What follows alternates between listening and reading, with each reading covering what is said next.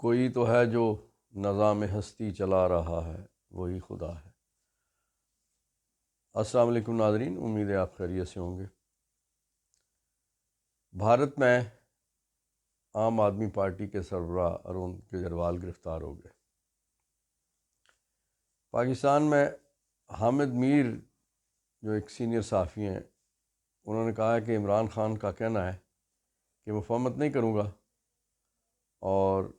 مفاہمت کاروں سے گفتگو کرتے ہوئے انہوں نے کہا کہ میری ڈیڈ باڈی تو یہاں سے جا سکتی ہے، لیکن میں نہ بکوں گا نہ جھکوں گا۔ ناظرین، دنیا بھر میں ڈونلڈ لو کی جو سماعت ہوئی اس کا بڑا چرچا جاری ہے، اور اس میں سے جو کام کی بات جو دنیا کے لیے ہے سمجھنے کے لیے کہ جو الیکشن ہے پاکستان کے، ان پہ امریکہ کو تحفظات ہیں۔ ناظرین، SIFC کا اجلاس ہوا جس میں کہا گیا کہ پاکستان کو مشکل ترین فیصلے لینے ہیں۔ اس سے مراد یہ ہے کہ غریب کا کچھا بھی چھین لو۔ ناظرین، PIA کی نجکاری جو نون لیگ اس وقت کہتی تھی اور پیپلز پارٹی بھی کہتی تھی کہ علیم خان جو کرپشن کا بادشاہ ہے، جہانگیر ترین اور علیم خان کے حوالے سے جب تک وہ PTI میں تھے یہ کہا جاتا تھا۔ PIA کی نجکاری علیم خان کے ذمہ لگی ہے۔ ناظرین، جو عمران خان صاحب کے حوالے سے ان کے مخالف ترین جو پاکستان کے اینکرز ہیں، جو صحافی ہیں، جو تجزیہ کار، تجزیہ نگار، وہ کیا کیا کہتے رہے اور اب وہ کیا کہتے ہیں، ان سب چیزوں پہ اور چھوٹی موٹی اور خبروں پہ بھی بات کریں گے۔ سب سے پہلے ہم بات کرتے ہیں کہ بھارت میں وہی کام شروع ہوا جو محسن نقوی کے ذریعے سے اور پھر یہاں کاکر صاحب کے ذریعے سے کروایا گیا۔ مودی پورے بھارت پہ چھا چکا ہے عملاً، تقریباً ساری ریاستوں میں اس کی حکمرانی ہے، لیکن عرصہ دراز سے بھارت کا دارالحکومت عام آدمی پارٹی کے سربراہی میں ہے، اور عام آدمی پارٹی وہاں پہ انہوں نے لوگوں کے لیے اتنے کام کیے کہ جو غریب لوگ، سفید پوش لوگ ہیں، ابتدائی 200-300 یونٹ جو بجلی ہیں ان کو وہ فری ملتی ہے، ایجوکیشن فری ہے، دوائیاں فری ہیں، اسپتال فری ہے، اور جو بڑے سطح کے لوگ ہیں، بڑے کام کاروبار ہیں، ان سے ٹیکسز لیے جاتے ہیں۔ سب سے بڑھ کر یہ ہے کہ جو کیبنٹ ہے یا جو حکومت چلانے والے لوگ ہیں، وہ ان کی مراعات نہ ہونے کے برابر ہیں، اور جو اخراجات ہیں جو سرکار پہ ہوتے ہیں وہ نہ ہونے کے برابر ہیں، جس طرح سے باقی ریاستوں میں بھارت کی بات اگر کی جائے تو وہ اس کو کیجریوال کو قابو کرنے کے لیے، پکڑنے کے لیے بالآخر بڑے عرصے بعد کوئی اسی نوعیت کے جو 9 مئی ٹائپ کے معاملات ہیں، اسی قسم کے کسی کیس میں ان کو گرفتار کیا گیا۔ بہرحال ان کی جماعت کی طرف سے کہنا یہ ہے کہ ظاہر ہے وہ عدالتی لڑائی لڑیں گے، اس کے ساتھ سڑکوں پہ بھی احتجاج کریں گے، لیکن ان کا کہنا یہ ہے کہ کیجریوال استعفیٰ نہیں دیں گے۔ ناظرین، حامد میر انہوں نے ایک انٹرویو میں بڑی زبردست بات کی۔ انہوں نے کہا کہ عمران خان صاحب سے مفاہمت کے لیے لوگ جاتے ہیں، انہوں نے کہا چونکہ میں اسلام آباد میں ہوں اور پنڈی اسلام آباد ارد گرد والے پڑوس والے شہر ہیں، اس لیے خبر یہاں سے ملتی ہے، اور ڈیالہ جیل بھی پنڈی میں ہی ہے، تو انہوں نے کہا کہ خبریں آتی رہتی ہیں، اور خبریں جو آئی ہیں، جو لوگ ملاقاتیں، آپ کو پتہ ہے نا، کچھ اناؤنسڈ اور کچھ ان اناؤنسڈ۔ مثلا اناؤنس وہ ہیں، علیمہ خان صاحبہ جاتی ہیں، بہنیں جاتی ہیں، وکلاء جاتے ہیں، کچھ صحافی جاتے ہیں، ان سے جو گفتگو ہوتی ہے وہ تو پبلک ایٹ لارج کے سامنے وہاں پہ ہوتی ہے، لیکن کچھ ملاقاتیں ایسی ہوتی ہیں اور کہا جاتا ہے کہ ہو رہی ہیں، اور پہلے بھی ہو رہی تھیں، اب بھی ہو رہی ہیں، کہ جن کا احوال باہر نہیں آتا۔ تو یہ جو بھی ملاقاتیں تھیں، ان میں کہا گیا کہ مفاہمت کے لیے، تو حامد میر کہتے ہیں کہ مجھے ایک ایسے آدمی نے جو خود مل کے آیا تھا، اس نے یہ بتایا کہ آخری بات پہ کہ ان کا 2 طرح سے، ایک تو جو جن ملاقاتوں کے حوالے سے نہیں کہا جاتا، اور جو وکلاء یا کوئی پارٹی کے لوگ جو بات کوئی کرتے ہیں تو ان کو ڈانٹ پڑتی ہے، اور انہوں نے کہا کہ ایک ایسا آدمی جو خود مل کے آیا تھا، اس کو جب ڈانٹ پڑی تو اس نے خود مجھے بتایا کہ جب خان صاحب سے کہا گیا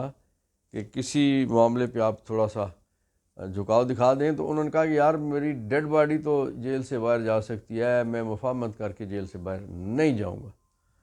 اب انہوں نے بڑا کھل کھلا کے صحافیوں سے گفتگو کرتے ہوئے کہا کہ 4-6 مہینے یہ حکومت چلے گی،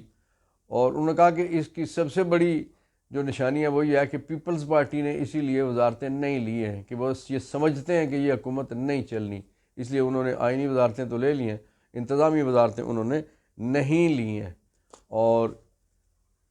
یہ گورنمنٹ زیادہ عرصہ نہیں چل سکتی۔ ناظرین، آپ کو علم ہے کہ یہ گورنمنٹ وہی ہے جو 16 مہینے پی ڈی ایم کی صورت میں رہی، اور پی ڈی ایم 2.0+ اس کو جو بھی کچھ نام دیا جا رہا ہے۔ ایس آئی ایف سی کا کل اجلاس ہوا جو وزیر اعظم کی سربراہی میں تھا، اور جس میں سپاہ کے سربراہ جناب جنرل عاصم منیر بھی شامل ہوئے، اور پورا پاکستان دوسرے لفظوں میں کہیں کہ انتظامی طور پہ جتنے بھی ادارے ہیں وہ سارے کے سارے بیٹھے، اور انہوں نے کہا یہ ہے کہ مشکل ترین فیصلے کرنے کا وقت آ گیا ہے، اور ایک تو یہ کہ نجکاری جو ہے اس کو اس پہ بڑی تیزی سے کام ہوگا۔ ناظرین، مشکل فیصلے کیا ہیں؟ جب پی ڈی ایم آئی تھی تو اس وقت بھی انہوں نے یہ پی ڈی ایم کی حکومت نے کہا تھا کہ ہم مشکل ترین فیصلے کریں گے، اور مشکل ترین فیصلے یہ تھے کہ عمران خان اپریل 2022 میں جو آٹا 55 روپے کلو چھوڑ کے گئے تھے وہ 250 تک بکا، جو بجلی کا یونٹ 15-16 روپے پہ تھا وہ 75 تک چلا گیا اور اب 100 کے قریب ہے، اور جو پیٹرول یا ڈیزل 150 روپے لیٹر پہ تھا وہ 350 تک بھی بکا، اور اس کے بعد پھر وہ 300-3.25 کے درمیان آیا، اور اس وقت بھی 300 کے قریب بک رہا ہے۔ اور اسی انداز سے چینی جو 55 روپے والی تھی وہ بھی 250-250 تک بکی، اور اس کے بعد پھر 150-200 پہ اب بھی موجود ہے۔ تو یہ مشکل فیصلے غریب عوام کے لیے کیوں؟ یہ مشکل فیصلے بڑے لوگوں کے لیے کیوں نہیں رکتی چیزیں کچھ جہاں پہ کھربوں روپے جا رہے ہیں؟ زیادہ تفصیل دینے کی ضرورت کوئی نہیں ہے، ناظرین آپ بھی سمجھتے ہیں، ہر ایک آدمی سمجھتا ہے کہ پاکستان کا جو بجٹ ہے اس کے ساتھ کیا کچھ ہوتا ہے، اور جو قرض ہم لیتے ہیں اس قرض کے ساتھ قرض کی پیتے تھے میں، اور جانتے بھی تھے کہ ہاں رنگ لائے گی ہماری فاقہ مستی ایک دن، کہ جہاں 3.25 کروڑ روپے میچنگ سیٹ کور کرنے کے لیے اور گاڑی کے ٹائر کے لیے مانگ لیے جائیں تو وہاں کدھر ظاہر ہے پھر جو مسکین جن لوگوں نے روٹی کھا کے محض زندہ ہے، ٹیکس تو سارا ان سے وصول کرنا ہے، اور ان پہ یہ مشکل فیصلے ہم نے تھوپنے ہیں۔ بہرحال آخری کچھا اور آخری چڈی غریب عوام کی اتارنے کی کوشش ہو رہی ہے۔ پوچھنا یہ تھا کہ کہاں ہیں وہ لیڈر جو کہتے تھے، ایک کہتا تھا کہ مزدور کی تنخواہ ہم 40,000 روپے مہینہ کر دیں گے، دوسرا کہتا تھا نہیں یہ تو بڑے تھوڑے نا، 70,000 روپے مہینہ کریں گے، ایک کہتا تھا ہمیں 200 یونٹ بجلی فری دیں گے، اگلا کہتا نہیں ہم تو 300 یونٹ بجلی فری دیں گے۔ اور یہ کون لوگ تھے؟ یہ زرداری تھے، یہ نوازی تھے، یہ شہبازی تھے، یہ یہی لوگ تھے جو کل تک لوگوں کو دھوکہ دے رہے تھے،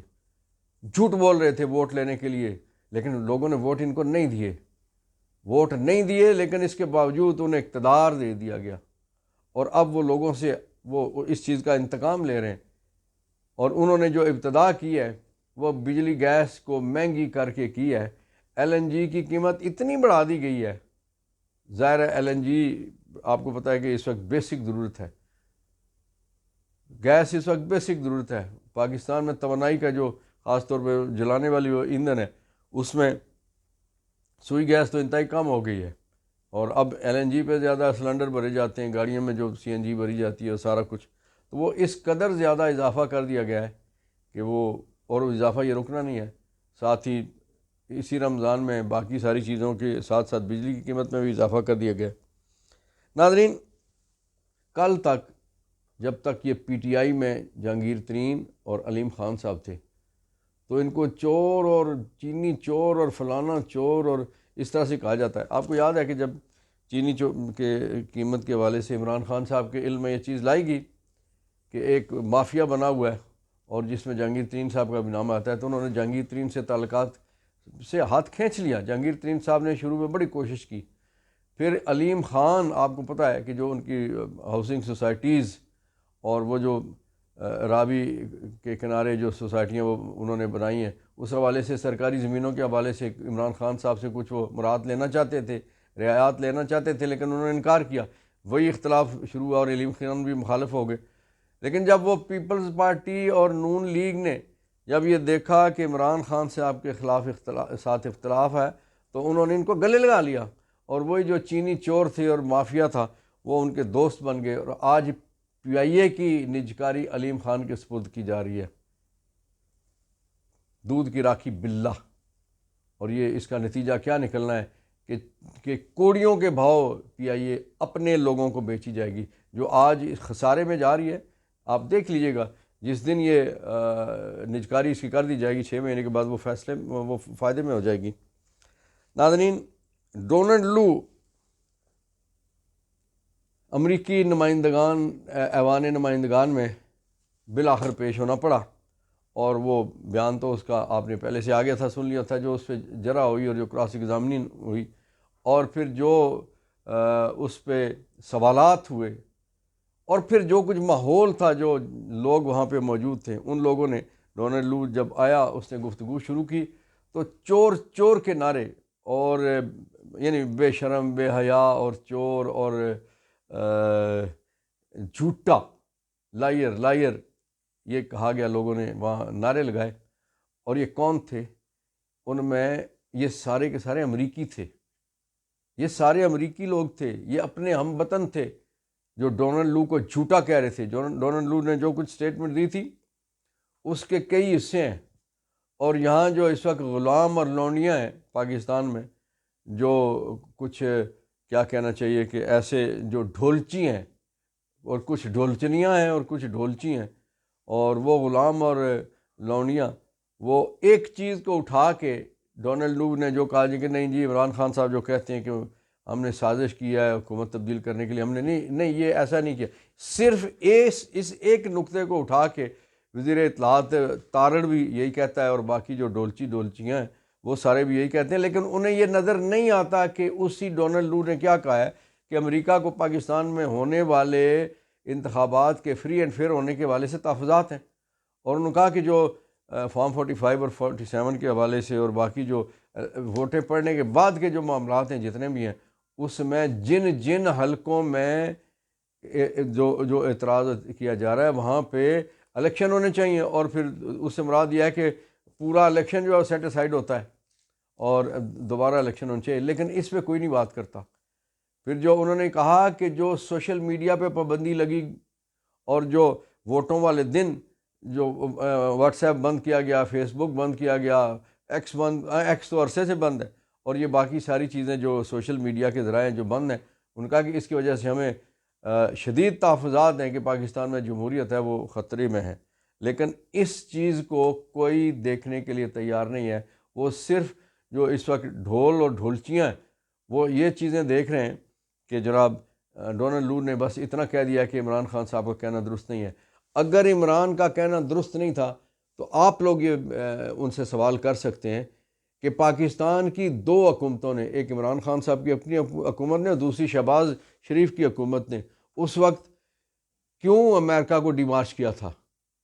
وہ کیا ہے؟ وہ احتجاج ہوتا ہے، اور احتجاج صرف کوئی کسی ایک منسٹری نہیں یا ایک منسٹر نے نہیں کیا، پاکستان کی سیکورٹی ادارے اس وقت بیٹھے، ساری وفاقی حکومت بیٹھی، اور دونوں ادوار کی بات ہو رہی ہے، اور ان دونوں ادوار میں امریکہ سے شکایت کی گئی ہے، ناراضگی کا اظہار کیا گیا، یہ گلہ کیا گیا کہ آپ نے زیادتی کی ہمارے معاملات میں مداخلت کر کے۔ عمران خان صاحب کا یہ کہنا تھا کہ سازش ہوئی ہے، لیکن کیبنٹ نے یہ کہا کہ نہیں، شہباز شریف کی کیبنٹ نے یہ کہا کہ مداخلت تو نہیں ہوئی، سازش تو نہیں ہوئی، البتہ مداخلت ہوئی ہے۔ او بھائی، اگر مداخلت ہوئی تھی تو اس سے مراد یہ ہے کہ سائفر ہے۔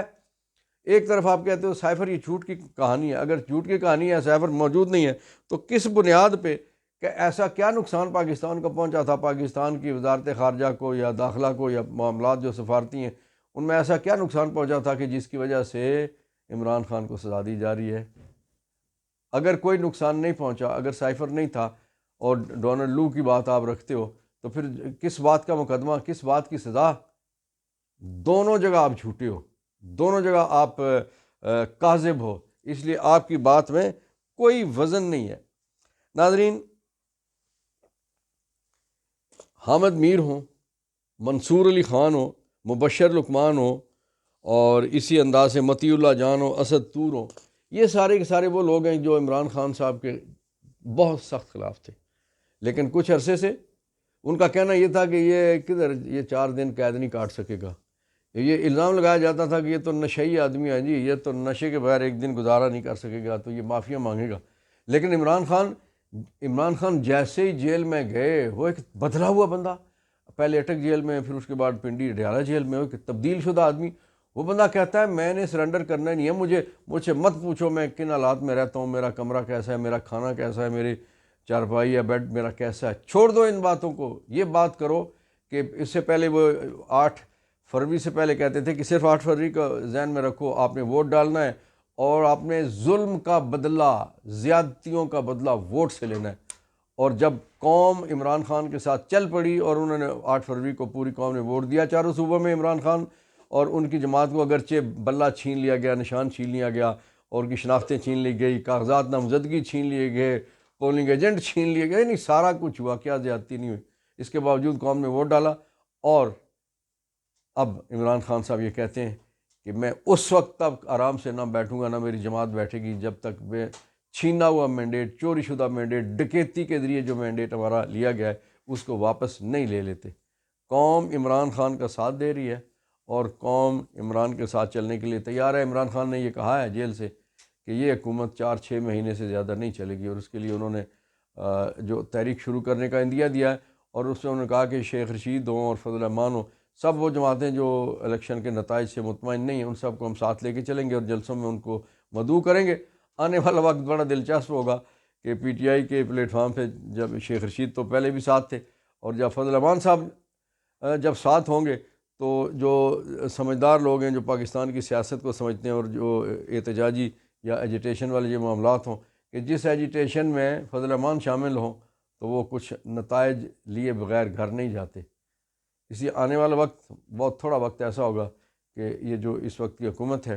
عمران خان صاحب جیسے کہتے ہیں کہ 4-6 مہینے کی یہ مہمان ہے، تو یہ اس کے بعد پاکستان میں انشاءاللہ ایک نئی فضا ہوگی۔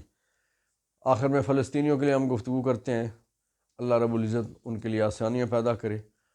کینیڈا نے اسرائیل کو اسلحہ کی فراہمی بند کر دی ہے۔ اس کی وجہ ہے کہ جو کچھ رفح میں اور جو باقی جگہوں پہ جو بمباری کی جا رہی ہے، جو زیادتی کی جا رہی ہے فلسطینیوں کے ساتھ، کینیڈین حکومت کا ایک انقلابی اقدام ہے، اور انشاءاللہ دنیا آہستہ آہستہ اس طرف بڑھ رہی ہے کہ اسرائیل کے سارے اقدامات غیر ضروری ہیں۔ ناظرین، آپ سے گزارش ہے کہ آپ جنہوں نے سبسکرائب کر لیا ہمارا چینل، ان کا شکریہ، جنہوں نے نہیں کیا وہ کر لیجئے، پسند کیجئے، دوستوں میں شیئر کیجئے۔ ہم حق سچ کی باتیں بغیر کسی لگی لپٹی کے کرتے ہیں، اور یہ جو اس فورم کی، اس میڈیا کی یعنی سوشل میڈیا کی جو آواز ہے، اس کو مزید پھیلانے میں آپ ہماری مدد کیجئے۔ بہت شکریہ۔ اللہ تعالیٰ آپ کا حامی و ناصر ہو۔ رمضان کا دوسرا عشرہ شروع ہو چکا ہے، اس کی بھی آپ کو مبارک ہو۔ اللہ تعالیٰ اس کی برکتیں مجھے، آپ کو، ہم سب کو، پاکستانیوں کو اور پوری دنیا میں بسنے والے مسلمانوں کو برکتیں عطا فرمائے۔ آمین ثم آمین۔ پاکستان زندہ باد، فلسطین پائندہ باد۔